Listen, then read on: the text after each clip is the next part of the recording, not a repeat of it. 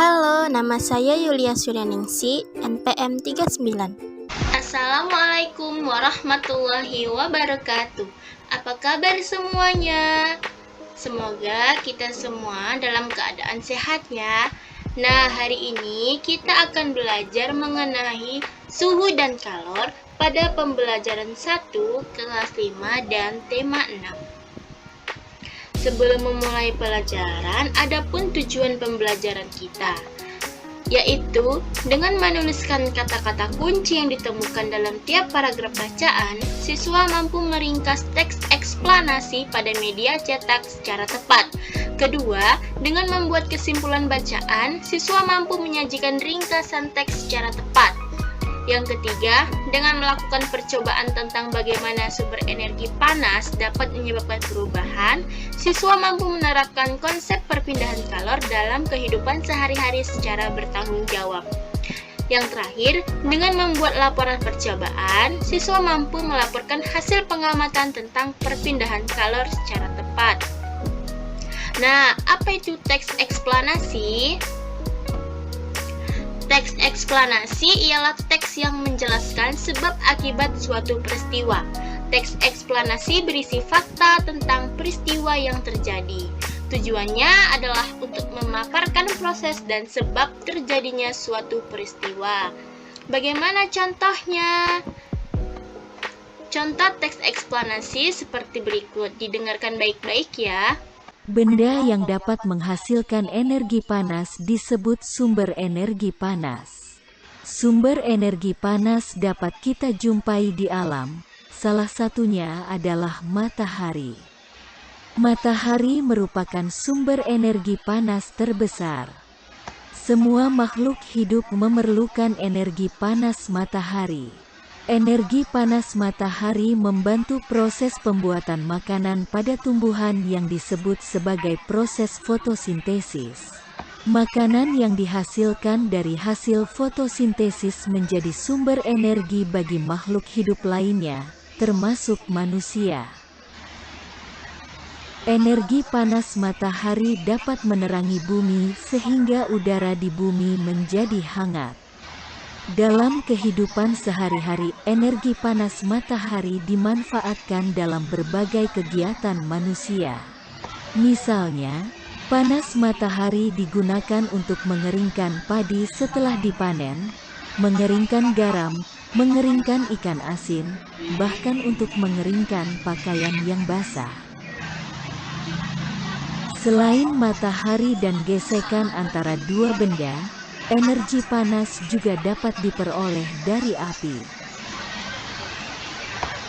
Pada zaman dahulu, orang mendapatkan api dengan cara menggosokkan dua buah batu yang kering sampai keluar percikan api.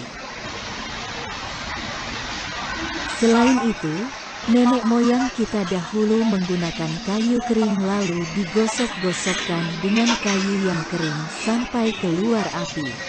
Ternyata gesekan dua benda antara dua batu kering dan gesekan antara dua kayu kering dapat menghasilkan energi panas berubah menjadi api. Saat ini api mudah dihasilkan dari korek api dan kompor. Nah, jadi kata kunci yang terdapat dalam teks eksplanasi ini pada paragraf pertama ada sumber energi, energi panas, dan juga proses fotosintesis.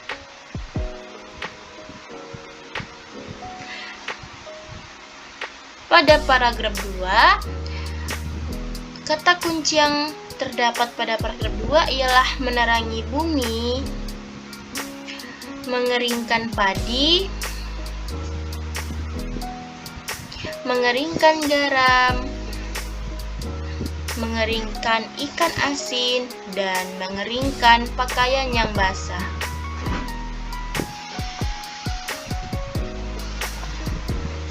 Kata kunci yang terdapat pada paragraf 3 ialah gesekan antara dua benda, dua batu kering, kayu kering, korek api, dan juga kompor. Nah, tadi kan sudah dijelaskan di dalam teks kalau energi panas itu bermanfaat untuk mengeringkan garam, mengeringkan padi, mengeringkan ikan asin, juga bisa mengeringkan pakaian kita yang basah. Sering banget kan kita melihat ibu kita menjemur pakaian yang basah. Itu merupakan perpindahan panas yang dipancarkan oleh energi matahari ataupun energi panas. Nah, itu merupakan perpindahan panas ataupun sering kita sebut dengan kalor. Maka apa itu suhu dan kalor? Suhu ialah ukuran yang digunakan untuk menyatakan energi panas yang tersimpan dalam suatu benda. Alat yang digunakan untuk mengukur suhu adalah termometer. Yang kedua ada kalor. Apa itu kalor? Kalor ialah perpindahan energi panas dari suhu tinggi ke suhu yang paling rendah. Macam-macam kalor itu ada 3, ada konduksi, konveksi, dan radiasi. Nah, yang pertama kita lihat bagaimana konveksi.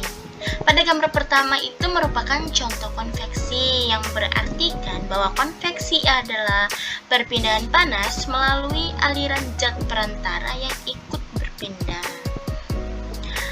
Artinya, konveksi itu terjadi pada zat cair dan gas atau udara dan angin. Jika partikel dalam zat yang panas tersebut berpindah dan mengakibatkan kalor merambat, maka terjadinya konveksi. Contohnya nih seperti yang digambar ketika gerakan naik turun air ketika saat dipanaskan ataupun mendidih. Yang kedua, gerakan naik turun sayur-sayuran yang dimasak seperti jagung, wortel, kacang, dan lainnya saat dipanaskan. Berikut ada video percobaan mengenai perpindahan panas secara konveksi. Diperhatikan baik-baik ya.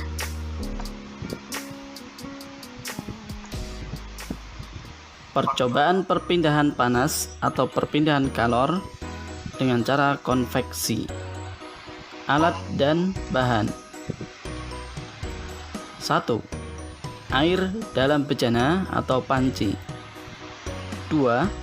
Pemanas, misalnya kompor. 3. Serbuk pewarna. Langkah kerja percobaan. 1. Tambahkan serbuk pewarna secukupnya ke dalam air pada bejana. 2. Panaskan bejana di atas nyala api, tunggu sampai mendidih. 3. Selama proses pendidihan, perhatikan yang terjadi pada serbuk pewarna.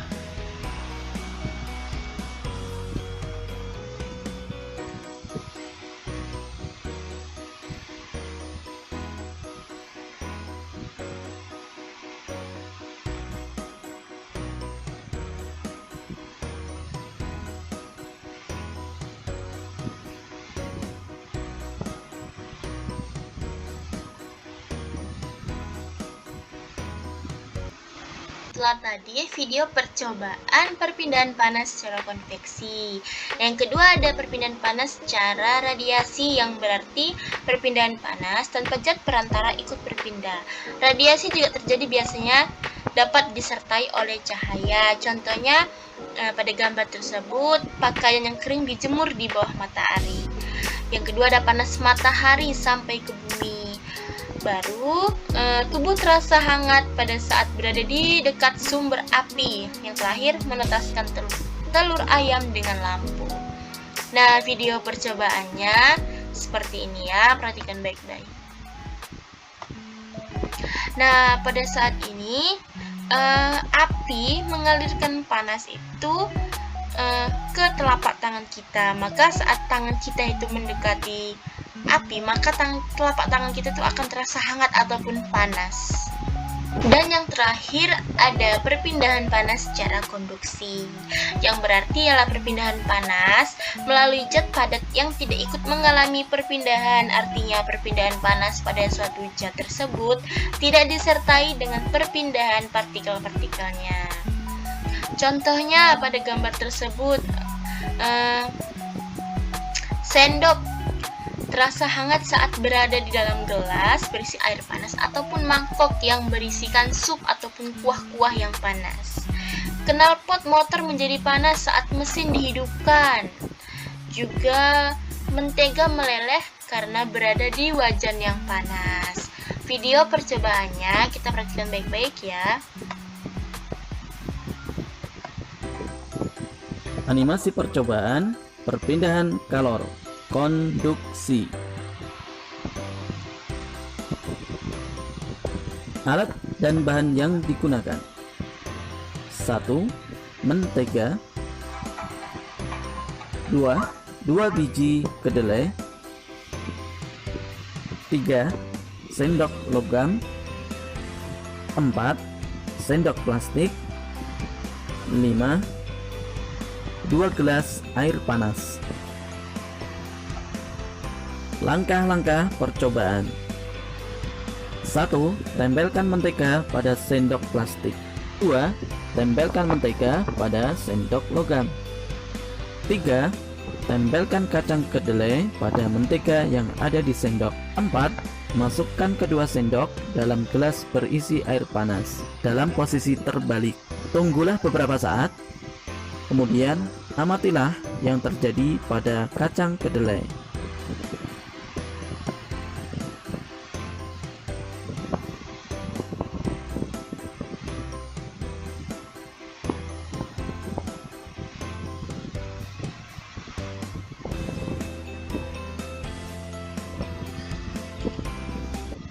Bagaimana adik-adik? Apakah kalian sudah paham?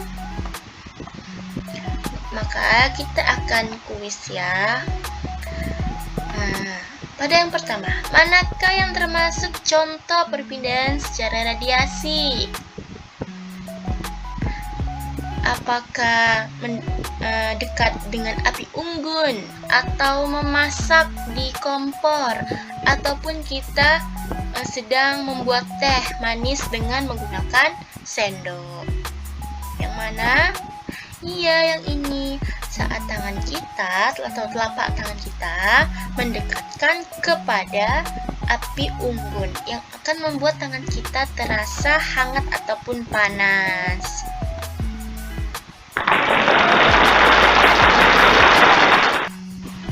Contoh yang kedua, di bawah ini alat manakah yang dapat menghasilkan panas? Setrika dan penanak nasi, atau gunting dan kipas angin, atau setrika dan blender, ataupun blender dan ember. Sudah pasti setrika dan penanak nasi kan?